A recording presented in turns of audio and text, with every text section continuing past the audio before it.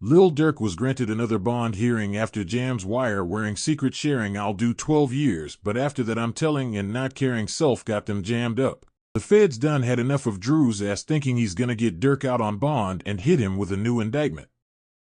The feds just pulled some new charges out of their sleeve and hit Durk with a stalking charge, saying he followed the victim's car for some time before killing him. I thought that was part of the murder since we been knew this, but I ain't no judge. The feds keep bringing up Lil Durk's lyrics on songs like Rumors and Wonderful Wayne and Jackie, but they not bringing up the lyrics where Lil Durk clearly said this is all cap, this is not real. That's just a little strange to me, but when the paperwork came out the feds didn't put everyone's name in the paperwork, which means that there is at least 2 people who are cooperating.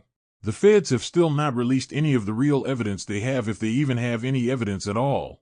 They just keep bringing up his lyrics, which have been proven to be fan edits, and keep bringing up that Durk is a potential flight risk after booking 3 flights before getting picked up by the feds. The feds literally responded to the video I made like, nah, 1090 Jake, he sounds too good. It's making sense. We should let Durk out. We need to drop a new motion as to why we shouldn't. I don't know, because to me it was like, yeah, if you're trying to keep him in custody because of a fan-made video, and you found out the lyrics actually didn't have to do with the murder, and it was written 7 months prior, none of that should be used against them. Makes sense. So now they're trying to double down and say Durk is a danger to the community because he will send hitters to your state to get you killed. And then not only that, Durk will apparently make songs about it after he gets you killed. And then not only that, when his killers get arrested, he'll jump on a flight and go to a country that he can't legally be brought back from. Well, here's the thing. You locked up the hit squad, so he can't send another hit, right? You're getting a shitload of his money if he gets out on bond, so the money ain't gonna be there. He's under the strictest supervision because it's the fucking feds, and if he's on a GPS, he can't fly anywhere. His passport's not gonna be active. So literally, the danger to the community and the flight risk is gone if he's released. So why not release him? This is where the feds fucked up, in my opinion, right? They're saying that even if the lyrics were written 7 months prior, it still relates to murder, and it could be another murder, and we think Durk sent all these murders, right? If the lyrics don't matter, they don't matter. So why are you trying to go dig up a song with Gucci Mane as another example of, look, he's talking about paying for a murder? It's all fucking hypothetical, right? If you break down the lyrics from the other song, you looking on the news and see your son, you screaming no. That sounds like a mom looking on the news and seeing her son and screaming no. You know what I mean? Like, this is normal drill shit. This is shit that's talked about in drill music. Death, make your mama cry, whatever. No one could have predicted Quando Rondo's reaction to seeing somebody die. Nobody could have predicted he screamed no. So the fact that the feds are desperately trying to find any lyrics they can that fit the narrative, and then when it's proven that it has nothing to do with it, say that, well, these lyrics don't matter because we have these lyrics. Again, it's becoming using lyrics against... Lil Durk has been in jail going on 7 months as an innocent man. Lil Durk hung out around community activists such as King Von and Lil Reese, who passed out turkeys and gave kids backpacks for school. Oh, what up, man? Hey, wait a second, wait. No, don't do it. Oh, yeah.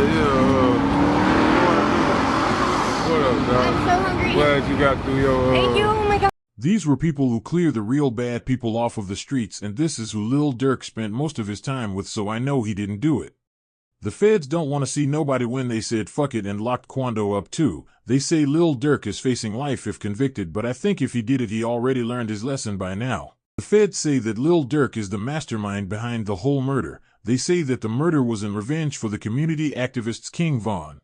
They say that Lil Durk would target Quando and get his location from a Rolling 60s member and carry out his plan for the revenge for King Von. Ordered it. He helped facilitate travel to Los Angeles, and he paid the men who actually did the shooting. Prosecutors allege that Durk texted a co-conspirator, "Don't book no flights under no names involved with me."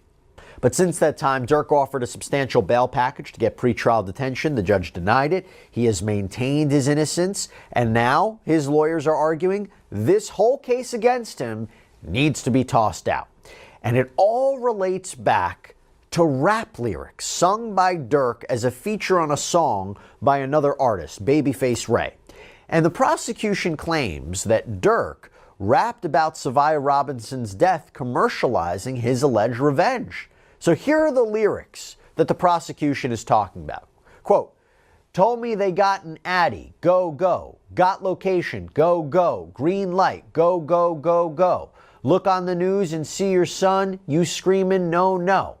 Now, prosecutors seem to claim that the no, no part comes from when Quando Rondo was apparently screaming no, no when his cousin was shot. And they reference how the song allegedly has audio of Rondo screaming that, reportedly taken from news footage. But the defense says that couldn't be farther from the truth. All right, so to talk about this, I want to bring on civil rights attorney Joe Richardson, who I'm so happy to see. I haven't seen Joe in quite some time. So, Joe, thanks so much for taking the time to come back here on Sidebar. Look at that face. Always smiling, always happy to be on. Good to see you, Jesse. I'm happy to talk to you about this because this has been a hot topic over the last couple of years. Can prosecutors take what's said in rap lyrics, in song lyrics, and use it as a kind of confession? Generally speaking, I mean, how does it work? Have we seen it a lot in trials? Has it been persuasive? We've seen it happen quite a bit. I don't know that I'd say it's been persuasive. I think the biggest example we look at is Young Thug down in Atlanta. They took a lot of his lyrics, and even though technically speaking, ultimately they got a conviction, he actually walked out on time served. Most of the people that were prosecuted didn't end up being convicted. And I don't think anybody would call that prosecution a successful prosecution. And so, you've got freedom of speech issues. Does it mean that just because I'm saying something in a rap song, it typically is a rap song, does that mean that I actually did something? And this is an extra interesting twist here because Lil Durk's attorney is saying, well, this song was actually released months before the murder. So he can't say in the past tense that I did something that I hadn't done that hadn't happened several months before. So we're seeing it more and more. I don't know if I'd say it's successful, but it's interesting that they've used this to get a superseding indictment. Talking legal issues like this, how can I not bring up legal experts, our sponsor, our partner, Morgan & Morgan, America's largest injury law firm. You know why they're so large? Listen to this. Past few months, Morgan & Morgan secured, even if you think your case isn't worth millions of. They say that Lil Durk planned the murder, but also say that Dido was the underboss. They say Diddy's got the other people who helped with the broad day killing of the victim. But we know that's not true because he's a vampire that only comes out at night, and we know this after the video came out of him eating out a girl while she was on her period. Some say it's because he was caught lacking, but I think he wanted to do that.